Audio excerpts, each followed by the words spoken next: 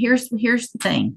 I'm seeing the exact same through your face, through your body language, through how you're answering my questions, the exact same thing that probation put in this report. No one got you here but yourself. Recall Dwayne Walker, 21-38238. Has everyone had an opportunity at this point to go over the pre-sentence report? Yes, we have none. Are there any additions or corrections? Not from the staff, not from the defense. Room.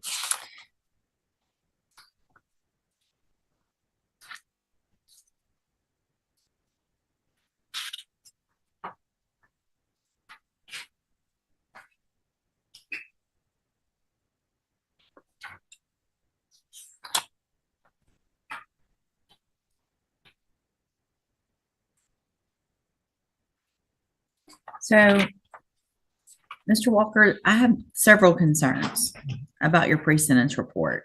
The first of which is that this is your 6th DWI, 3rd felony DWI, and the last one was only 5 years ago, the most. When did you get off of that supervised probation in St. Charles Parish? Parole. Mm-hmm. That was October. So you were on parole when you got this case in 2021. And then it goes on to say that you did a substance abuse assessment that showed you had a severe alcohol use disorder and that you were very evasive during that, that you have displayed a poor attitude, that you appeared to be annoyed by the whole process of this pre-sentence investigation, advise that you don't have an issue and that you don't need treatment.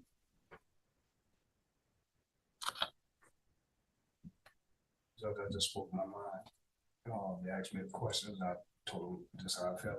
Right. About everything, but that doesn't seem like the way I was treated when I said it. Okay. Anything like that. Where do you live now? Mississippi.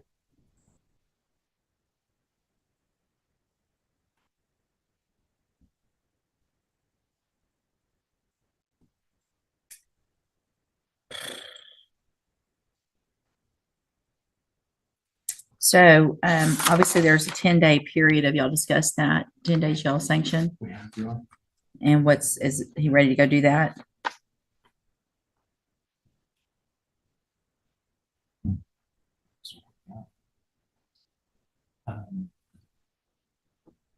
Naturally, we're aware that the court can start that today. Of Mhm. course, I wonder if the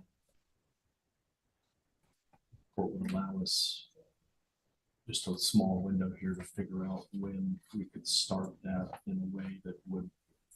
Are you working? Yes, ma'am. He is. Where do you work? Mississippi. What's your schedule? 6 to 4:30. Monday through Friday? Yes. Sometimes Saturday. Okay, so here's the thing. You have two options. You're going to do the whole 10 days at one time, and I would consider a very, very brief time for you to turn yourself to do that. The other option is to do that 10 days on weekends, but that means you won't be able to work Saturday. You're going to be driving in every single Friday for however many weekends in a row. You'll have to be here Friday at 6 o'clock. You'll be released Sunday, and you'll do that for 5 weekends, I guess, or yeah, to get your 10 days. It's not going to be skipping around and you picking your weekends or anything like that. It's 10 days. It's got to be done. And so I need to know, I guess, either talk to Mr. Kelly real quick or let me know what you want to do. Do you want to do the 10 days all at one time, or do you want... Can we step back from the agenda? I mean, this isn't a surprise, right? No, we've discussed this. Okay. So, I mean, I'm not going to make you go today, but you have to get it done. I mean, you're lucky you're getting what you're getting. Okay. I don't want you to lose your job. That's not what anybody wants, but I have to make this where it's reasonable and it's not some crazy schedule where you're doing a day here and a day there. It has to be something where it gets taken care of. I'd also like to say something here, Judge. Yes. This was an agreement for 10 years probation with $1,000 fine, and then it was open as far as what treatment would be necessary. The state was recommending safety in this case.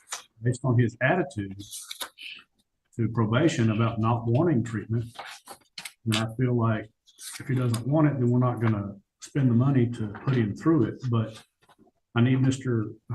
Walker to understand that if he violates, that is not going to be an option from us. He may get it from you, but I'm going to push hard for revocation because he had the opportunity for treatment up front.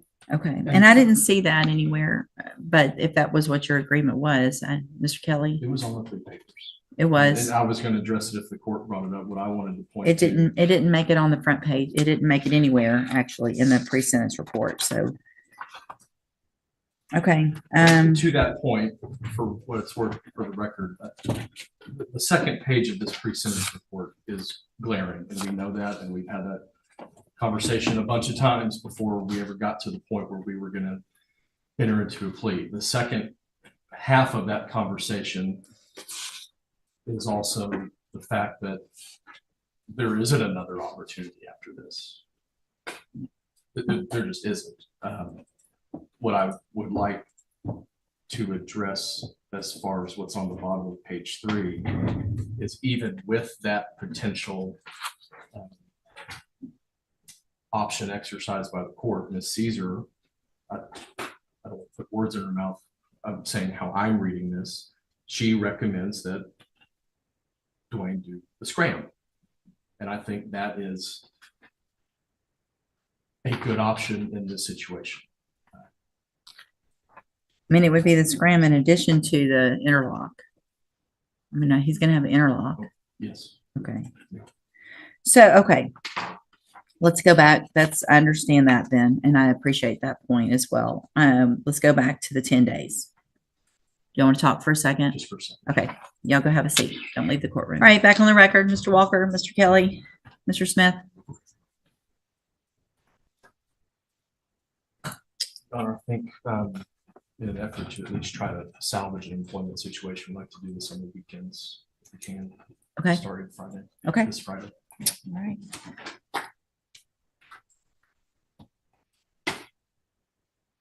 Okay, so Mr. Walker, I'm going to find that you previously entered your plea of guilty freely and voluntarily. I'm going to find sufficient evidence to find you guilty, and at this time find you guilty of driving while intoxicated, third or more.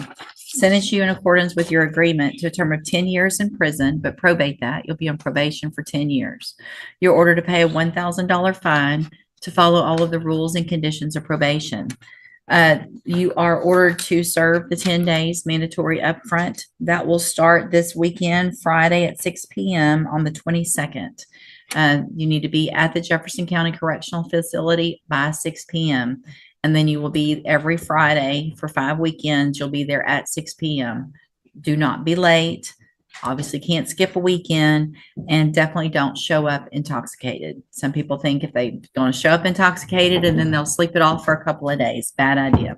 Obviously, if any of those things happen with regard to you doing those 10 days, it's a violation of your probation and you'll immediately be back in here. So nobody wants that.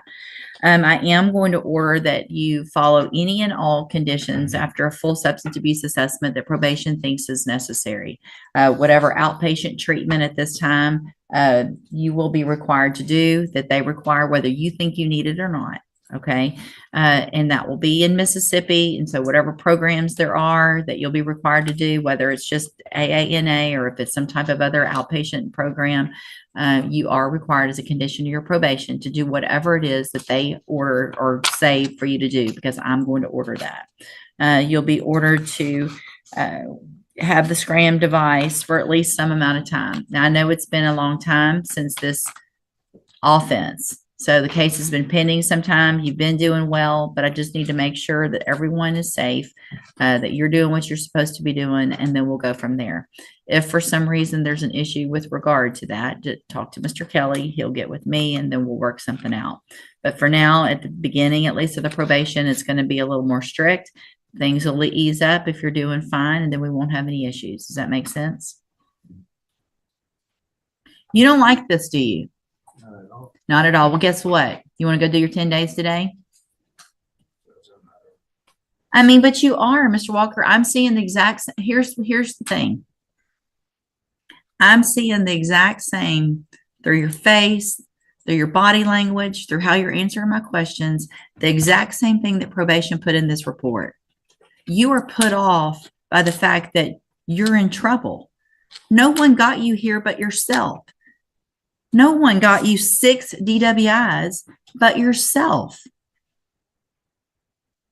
So being frustrated with me or probation or your attorney or the state's attorney or anyone else does you no good, because all it does is frustrate me and make me going to remember, if you violate your probation, I'm not going to forget today. And then I'm going to be frustrated that I gave you this opportunity, is what's going to happen.